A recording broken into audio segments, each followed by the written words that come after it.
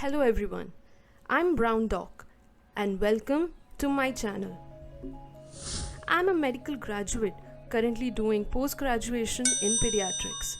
Now you might be wondering why I've started this YouTube channel.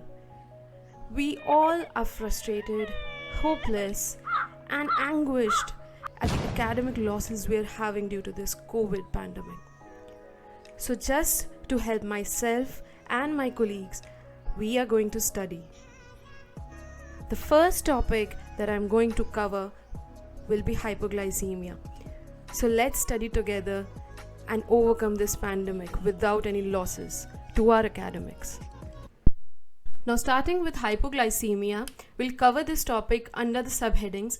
We'll cover the definition, followed by the causes, etiology, which will be a classification based.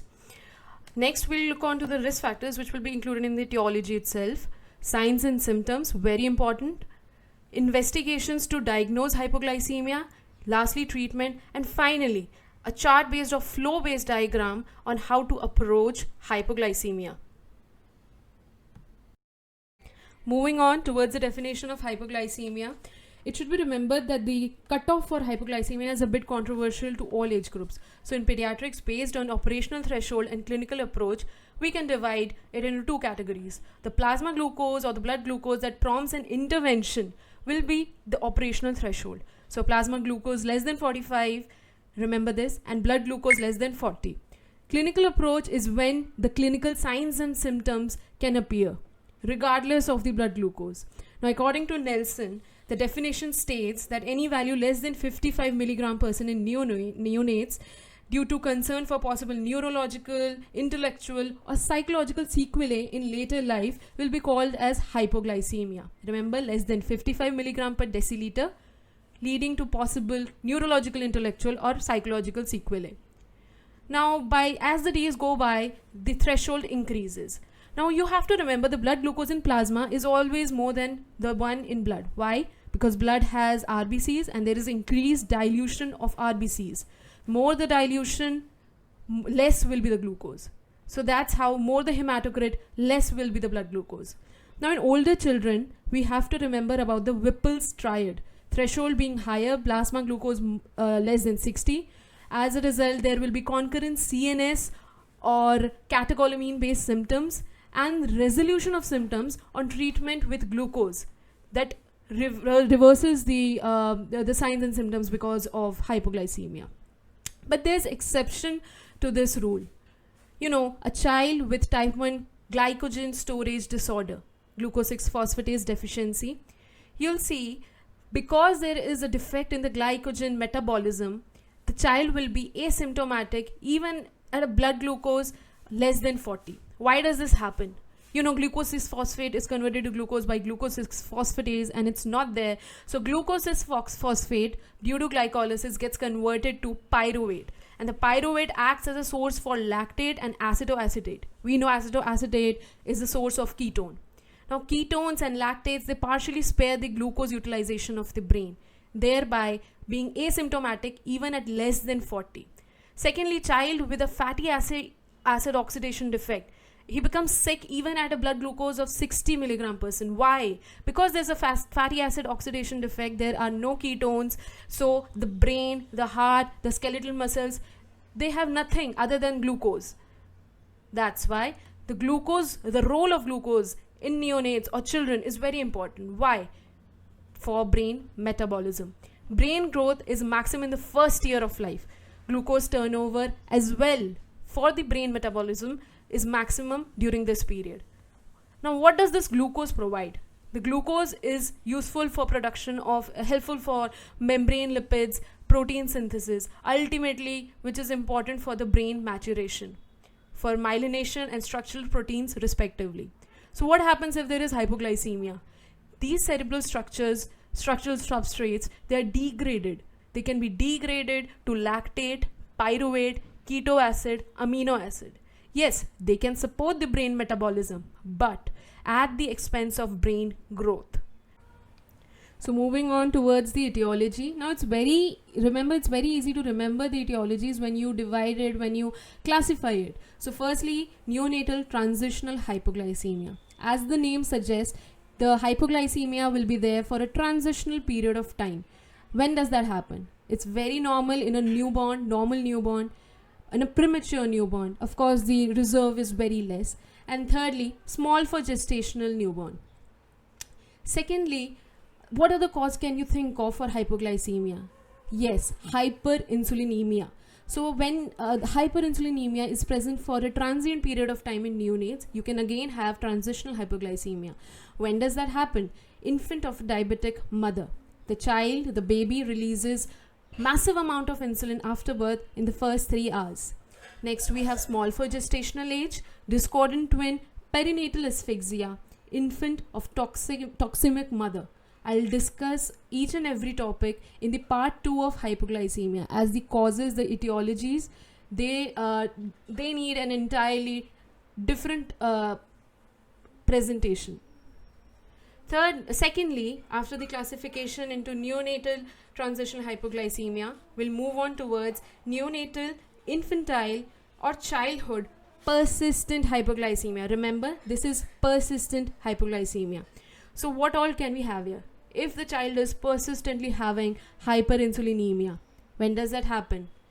When there is a potassium channel defect. We'll read this later on. Right now, I'm just enumerating all the causes. Potassium channel defect, there can be syndromes, Beckwith-Wiedemann syndrome, Kabuki syndrome, acquired islet adenoma, or you might have taken drugs that increase the insulin, of course, they itself being insulin, or oral sulfonylurea drugs. Secondly, after hyperinsulinemia, what all causes can cause persistent hypoglycemia? It can be glycogen storage disorder. Then again, there are many glycogen storage disorders which require completely a different session. So I'll cover that later on. Type 1A, 1B, 3, 6, 9, 0, your galactosemia. Then you have hereditary fructose intolerance. Thirdly, after glycogen storage disorder, we can think about the fatty acid oxidation defect, when there will be no ketones, right? So there will be decreased ketones. That will again be covered in the part 2. Fourthly, counter-regulatory hormone deficiency. Of course, when your glucose, they're falling, and you need the counter-regulatory hormone like growth hormone, your cortisols to increase. If they are not increasing, then that will lead to persistent hypoglycemia. So it's very important to remember all the 4 causes of persistent hypoglycemia. Moving on towards the third classification will be your amino acid, organic acid disorders. You can think about the maple syrup urine disease, tyrosinosis, then propionic acidemia, then methyl malonic aciduria, and glutaric aciduria as well. Fourthly, systemic disorders. Think about malnutrition, think about malabsorption, system, kidney, heart failure, sepsis, diarrhea, of course. Then you can have shock, burns, and not to forget, it's very common in cachexic state like cancer, and of course the post-surgery complication such as Nissen's fundoplication. You can have dumping syndrome. And lastly, there can be other etiologies which can be divided into 2 categories: substrate limited and liver diseases. Of course, it can be because of excess of ketones, which can cause ketotic hypoglycemia, and you can get ketonuria. You can have drugs that have caused you hypoglycemia like insulin, OHA, oral hypoglycemic agents, salicylates, poisoning, propranolol, even alcohol causes hypoglycemia. Then you have ackee fruit, which causes Jamaican vomiting sickness due to hypoglycin. Lychee, that has associated toxin causing toxic hypoglycemic syndrome. Moving on towards the liver diseases, we have Rey syndrome, liver cirrhosis, and hepatitis. So you have to remember the classification considering the transitional hypoglycemia, persistent hypoglycemia, amino acid or organic disorder, systemic disorder, and other causes. Next, clinical features. So, you know, in an emergency department, mostly you get newborns coming to your ED showing signs of hypoglycemia. So there are two types. Firstly, neurogenic symptoms. Why does that happen? It happens because of the activation of autonomic nervous system, which and there is release of counter regulatory hormone as well, like epinephrine. So you can imagine a boy, let's imagine a small child who is sweating a lot, is tremulous, is shaking, and is anxious, like very anxious. All the hands are shaking, his legs are shaking, he's unable to stand properly, his heart is beating very fast. So, what can you figure out from this diagram? He's anxious, he's sweating, he's shaking, having tremors, he's tachycardic, nausea and vomiting, hunger. There is hunger because he's not eaten for a very long time, causing hypoglycemia and hunger. And of course, hypothermia, hypotonia, very prominent in newborns. Secondly, the symptoms can be because of decreased cerebral glucose use, that is neuroglycopenia. So, if we think about the central nervous system, you'll have headache, you'll have visual disturbances. There's confusion, there's decreased cognition, you're unable to identify people, unable to think properly. Then there's increased sleep, somnolence, there is loss of consciousness, and then coma, progressively coma if it's untreated. Then you have motor and sensory disturbances, there's twitching, there's convulsion, there's epilepsy. These are the CNS effects. And as well, we have psychological effects where, as I told, the child is having anxiety, depression, there can be temper outbursts, manic episodes, psychosis. So it's these are the clinical features. Now the next topic is diagnosis. That's your investigations and how you'll diagnose the case of hypoglycemia. So a newborn baby in a nursery or the at-risk population, like you have a small for gestational age, you have a premature baby, you have an IDM baby, sepsis, shock, perinatal asphyxia, these are high-risk newborns. So firstly, you look at the history. If a child is coming to your ED, you'll ask if the mother has fed the baby or not. You'll examine. Ideally, you don't have time for examination. He's just come with clinical features of sweating badly. He's hypotonic. The child is very lethargic, crying profusely. First thing you do, you check glucose. You check the capillary sugar of the child by glucometer. Most commonly, you check it from the heel prick, the lateral aspect, and that is the capillary blood glucose. Second, after that, you move on towards the critical sampling, the blood sampling. You have to remember, if you see that the blood glucose level is less, as by definition less than 45, then you'll take the critical samples as well. So what are the critical samples? We hear our senior residents and residents talking about the critical samples that have to be sent. So these samples have to be collected before the treatment is initiated. They are divided into substrates and hormones. Substrates, the blood glucose, this lactate, then you have ketones, uric acid, ammonia, and lastly fatty acids. So hormones, in hormones you have to check the insulin level, the growth hormone level, the cortisol level, thyroxine level, and the insulin-like growth factor binding protein. Remember, all of this has to be taken before the treatment, and along with the blood samples, you also have to take the urine sample, which we'll discuss later on, basically for knowing about the reducing sugars or the ketones if they're in the urine. Now, after that, you have to remember and you have to examine the baby.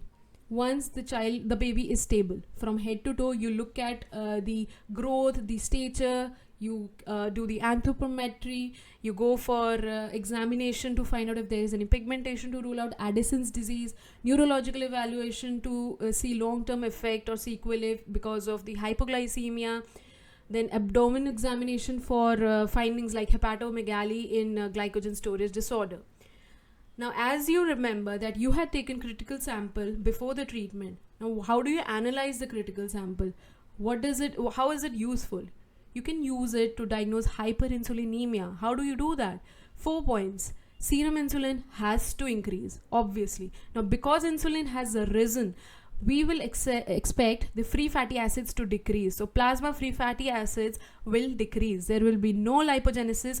Because there is no plasma, the free fatty acids, there will be no ketones. So decreased plasma ketones. And lastly, and most importantly, for diagnosing hyperinsulinemia is glucagon, injecting glucagon to the baby.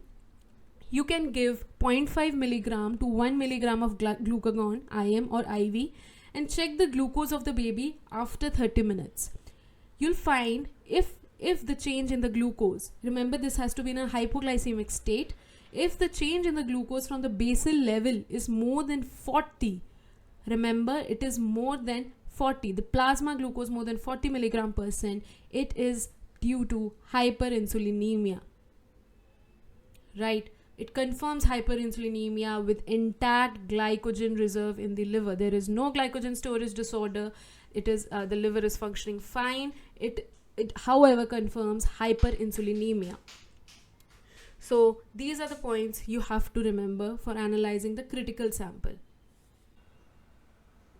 So as you might remember, I talked about ammonia being a critical sample as well under the substrates heading. How is ammonia important? There is rise in ammonia with hypoglycemia. How is that significant? So remember, for that I have to explain you the entire process of insulin secretion.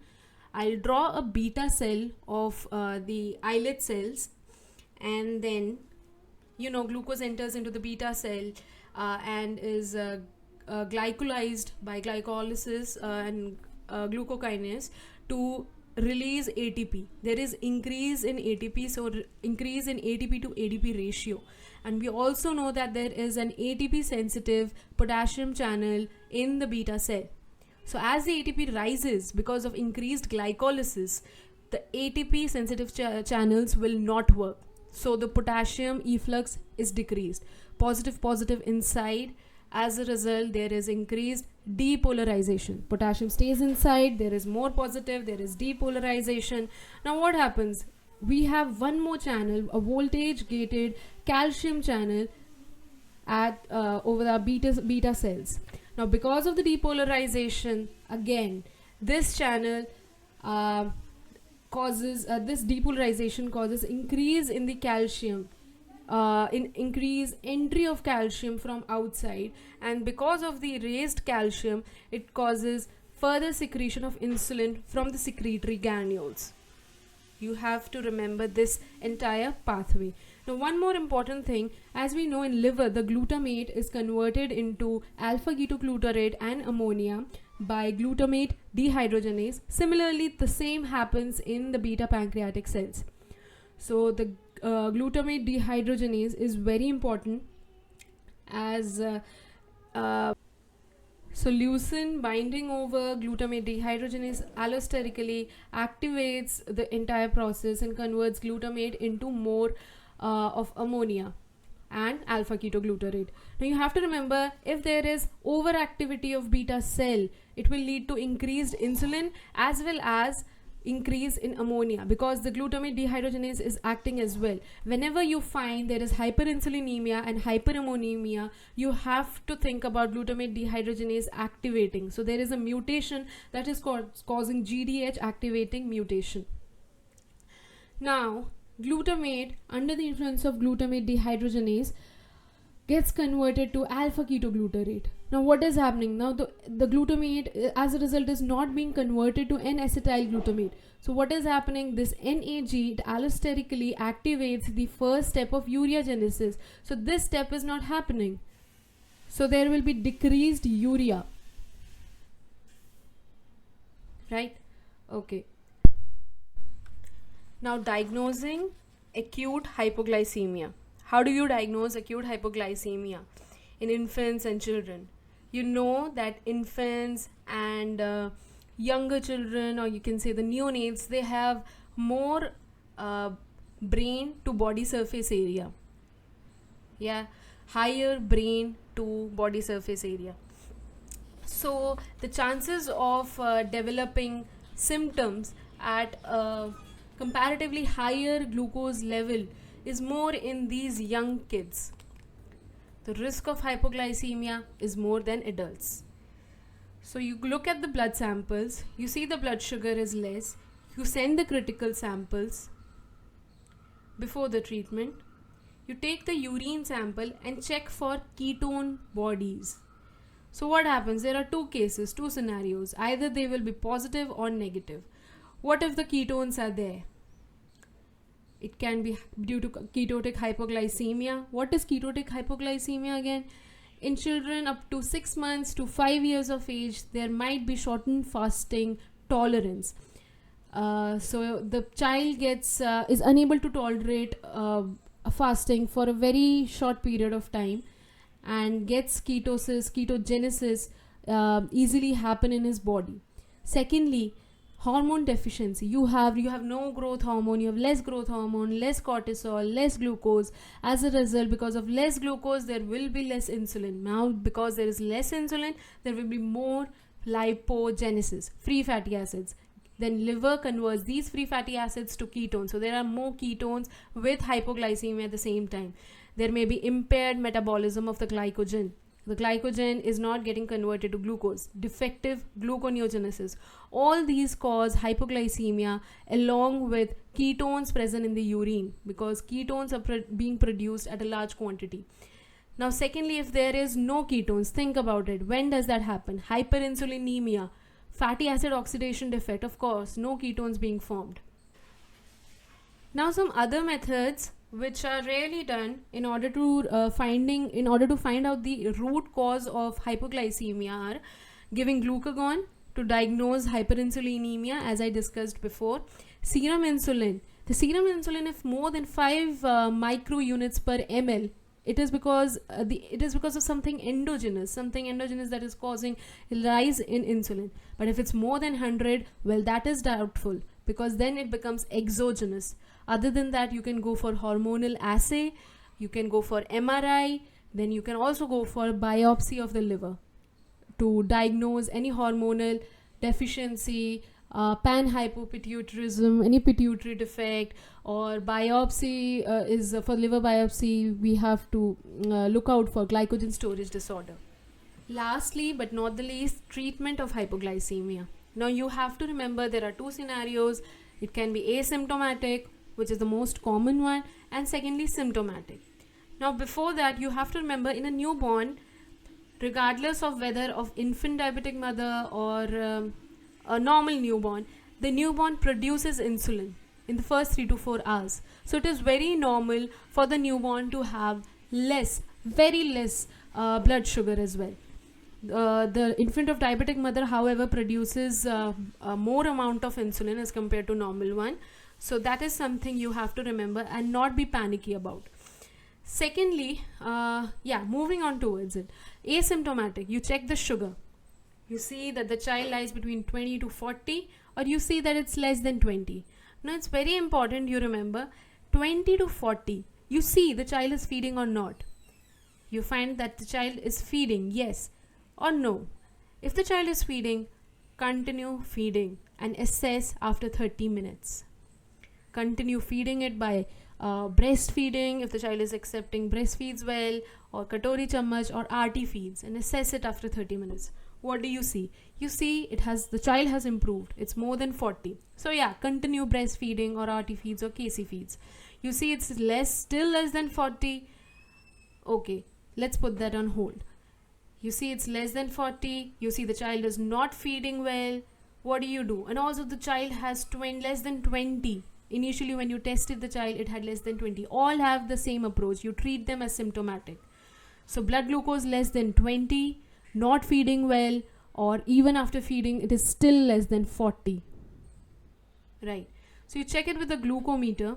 Now you have to remember that the accuracy of the glucometer ranges between plus minus 10 to 20%.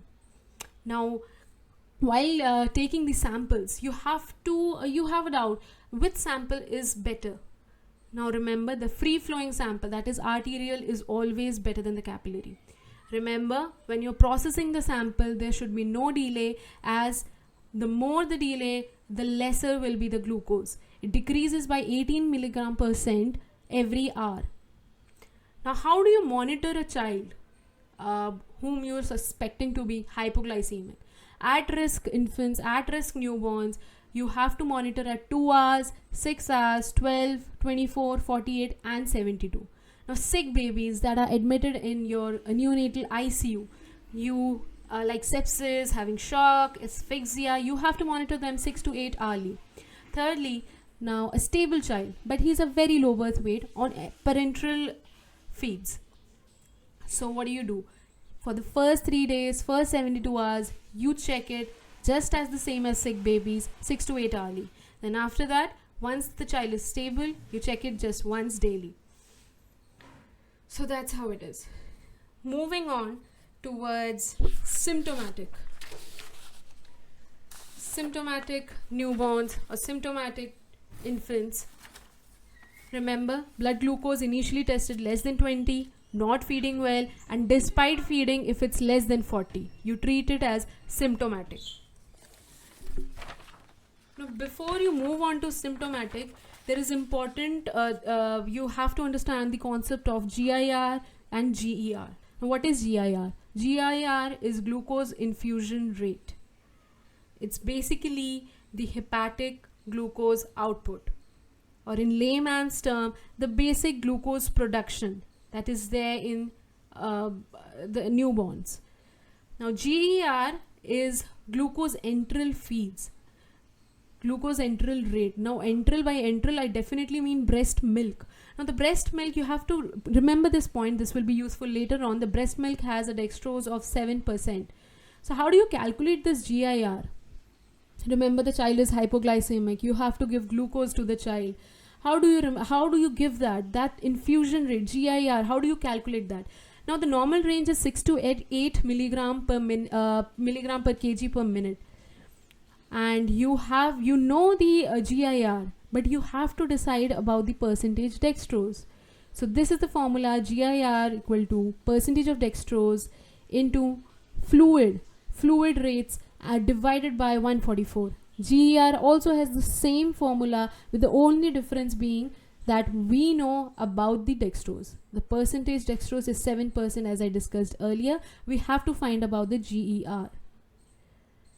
So next, let's see the chart. You have a symptomatic baby having, or a baby having blood sugar less than 20 but still asymptomatic. The first and foremost step, you give a bolus of D10. Remember, it's a D10 bolus at 2 ml per kg. Once you have given the bolus, you start infusion at 6 to 8 milligram per kg per minute. This will be the GIR, and this will be the maintenance. You check the blood sugar every 30 minutes till the baby is euglycemic. This is very important. Every 30 minutes you have to check if the baby is euglycemic or not, and as soon as the baby becomes euglycemic, you can monitor him or her every 6 to 8 hours. So you check it after 30 minutes, and what do you find? Either you'll find the child is still less than 20. So you repeat another bolus. Remember, not more than 2 boluses. Just 1 bolus at the start, and then after, if it's again less than 20 after 30 minutes, 1 more. So one is less than 20, then another one will be either it's more than 50 or it's still less than 50. It's more than 20, but it's still less than 50. So more than 50, 2 values of more than 50 in a span of 24 hours, 6 hourly measured. If it's more than 50, then rest assured, you have to decrease maintenance by 2 every 6 hourly. And once the child is becoming stable, you start enteral feeds with the GIR continuing, and you have decreased it to a value of 4 milligram per kg per minute. Now, if a baby is still having less than 50, it's more than 20, remember, but still less than 50, you'll increase the GIR. Remember, you have to increase the GIR by 2 till euglycemia is reached, and again you have to check it every 30 minutes. And you can give a maximum GIR of 12 milligram per kg. In some institutes, they might give it up to 15, but 12 is the recommended maximum value that has to be given. Now, if there's no improvement, despite continuing a GIR of 12, there is no improvement for 7 days, there is no stabilization for 7 days, that will be considered as a resistant hypoglycemia. Remember, less than 20, you repeat one more bolus, you see no change, you go as per the direction of less than 50 after giving bolus, increasing the GIR by 2. So, yeah, maximum till 12. You have to remember, if there is no improvement at 12, that is a resistant hypoglycemia. Now, one thing that's important to note is, just a second. Let's revise this one more time. Symptomatic, less than 20, bolus. Then you start maintenance. You check the blood sugar every 30 minutes. You check that it's more than 50. You continue breastfeeding less than 50. You start on a GI, you increase the GI by 2, you see it's still less than 20 after a bolus, repeat the bolus and start as per less than 50. Now, looking on to some examples, so that you can calculate it sometime in your wards or ICU postings. Suppose you have a full-term baby, day 1, birth weight 3 kg. You'll start the GIR at 60, plasma sugar is around 40 and is symptomatic. So remember one thing, I talked about the fluid. The term baby on day 1 has to be started at a fluid rate of 60 ml per kg per day, preterm at 80 and extremely preterm at 100. So yeah, that's the formula.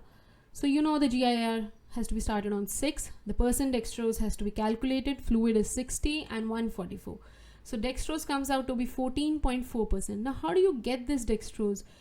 In most of the institutes, like a government facility of ours, you'll find D10, you'll find D5, you'll find D25. Now, 14 between, you have to find the ratio, like how much of D25 and D10 do I have to combine to get D14? This is the formula you have to remember. Highest minus needed divided by highest minus lowest. Highest 25 minus 14.4 divided by 25 minus 10.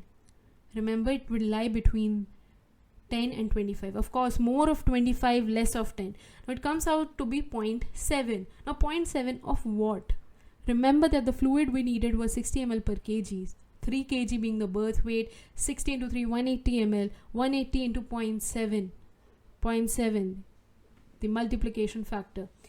This will be D25, the concentration of the amount of D25 we will need. 126 ml of D25. So 180 minus 126, left over 54 ml, that will be D10. This will be the combination given to get a dextrose D14.4 concentration. Okay. Next, you have to remember an important point. Peripherally, you can give a max to max 12.5% of dextrose. If it's more than 12.5, like in this case 14.4, you have to give it by central line. So, what is refractory or resistant hypoglycemia? As I told previously, you tried a GIR of 12 and still there has been no improvement after 30 minutes, 1 hour, 2 hours of monitoring the child. What do? Or you see a stabilization is not achieved even after 7 days of vigorous treatment, management. The child is not having euglycemia at any point. What do? You will classify it as a resistant or refractory hypoglycemia. Now, what can be the causes in such situations? Remember hyperinsulinemia. You can test it by glucagon, injecting glucagon. Secondly, you can have glycogen storage disorder where there are increased ketones, free fatty acids, lactates. Urine might also show ketones. So remember the critical sample, the urine sample. Right. Now, thirdly, hormone deficiency. There will be decreased cortisol, decreased GH, drugs like insulin. You're trying your best to increase the glucose, but somehow, some way or the other, the child is getting insulin, so your efforts are futile. Now, how do you treat such cases? As I told earlier, glucagon, 1 mg IV or IM, Second, you can give hydrocort, injection hydrocort at the rate of 5 mg per kg per day, 12 hourly in 2 divided doses. So a 3 kg child will have 15 milligram in one day, which means 7.5 mg 12 hourly. Thank you very much for watching my YouTube channel. I hope you like my channel and subscribe and like and share my channel. I tried my best, but I can do better.